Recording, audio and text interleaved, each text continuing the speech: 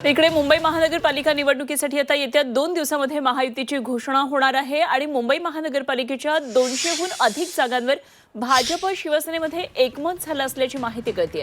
मुंबई भाजप अध्यक्ष अमित साटम यांनी माहिती दिली आहे। कोण कुठे लढणार याचा विचार आपण करत नाही असं साटम यांनी सांगितलंय।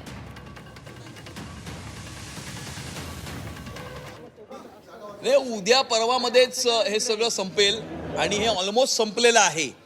200 पेक्षा जास्त जागांवरती एकमत झालेलं आहे आणि जसं मी सांगितलं की उर्वरित 27 जागा आमचं ठरलंय। 27 मध्ये काय करायचं, समोर कोण येतो हे बघून आम्ही त्या ठिकाणी उमेदवार त्या ठिकाणी कुठल्या चिन्हावरती लढवायचे हे ठरवणार आहोत।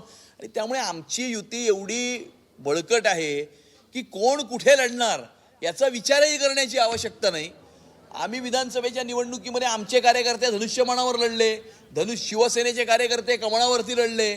त्यामुळे आम्ही एकच आहोत आणि आम्ही हिंदुत्वाकरता काम करतो, आम्ही महाराष्ट्राच्या जनतेकरता काम करतो, मुंबईकरांकरता काम करतो।